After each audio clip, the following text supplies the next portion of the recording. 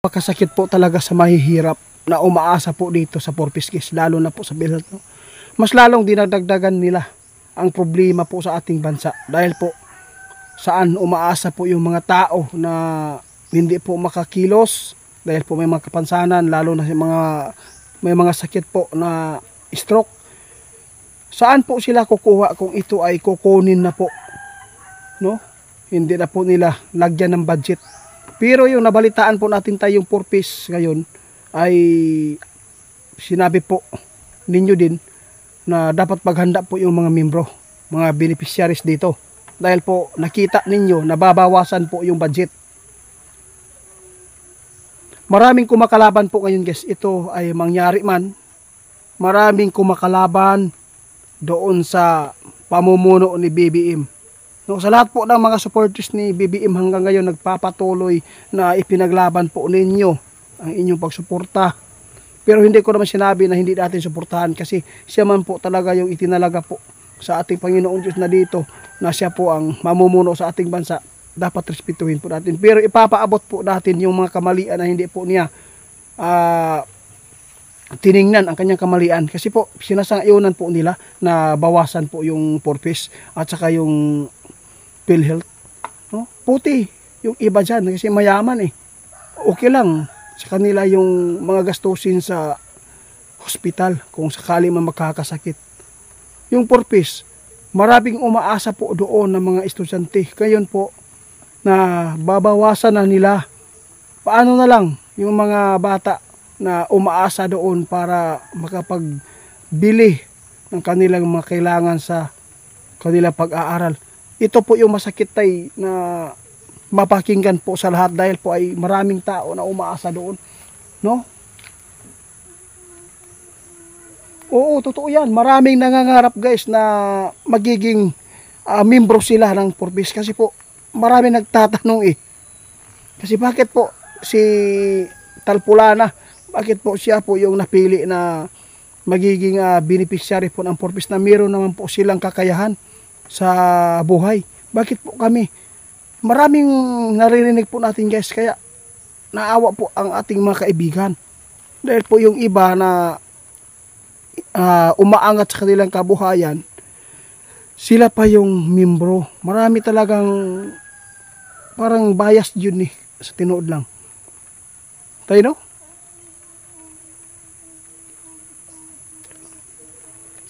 Oo nga, mas lalo po nilang nilalagay po ang kanilang pagdumina diri sa ato ang bansa guys. Mas lalo nilagay ang kanilang pagkaalanganin dito. No, napaka madaling tibagin po ang kanilang pamumuno.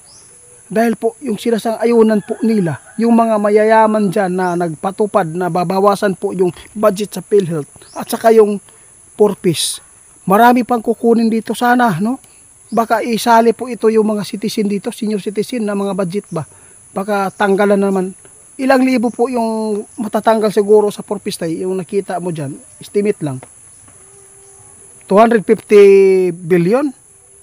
Ang laki palang pira na yan.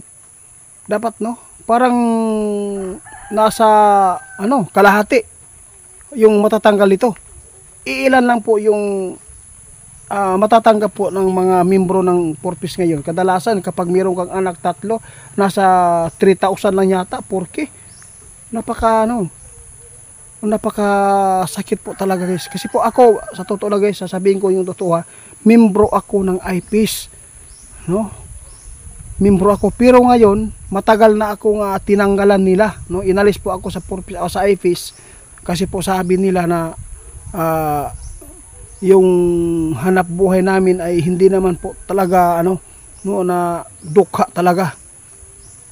Kaya napakasakit din sa iba kasi naranasan po namin na ako ay nagiging membro po doon kasi naghihirap po kami noon. Kaya sa awa ng Diyos ngayon ay medyo guminhawa, no?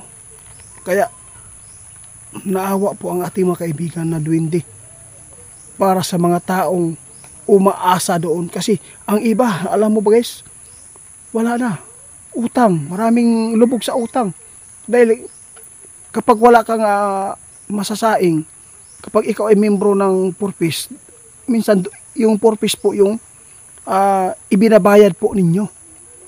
O kaya dapat ngayon guys na mapanood po ng lahat po ng membro ng Porpisa, huwag po kayong mangungutang ng masigit pa sa utang kaysa maibigay sa inyo ng Porpis. Kasi boss, lalo na yung ngayon na mangyayari po yung bawasan po yung budget. Mas lalong Google po ito tayo, di ba? Naku po. Guys, abangan po ninyo guys na mangyayari dito sa ating bansa. Hindi lang po kaguluhan ng ating bansa dahil po sa mga namumuno sa atin na hindi po talaga maganda ang kanilang ginagawa. Parang pinipilayan po nila lalo yung mga mahihirap magsasaka at saka yung mga nangangailangan dyan sa PhilHealth. No, sana po no, mayroong tao na makapagbigay nito. Sana po si Chavit Singson kasi siya po talaga nakikita ng ating kaibigan ngayon na malaking tulong po yan sa ating bansa kapag ito ay tatakpo bilang senador kasi maraming magbabago po dito guys. No? Sana naman kasi po billionaire yung tao ito eh. Kilala po ito dahil po mayroong siyang natulong po dito sa ating bansa.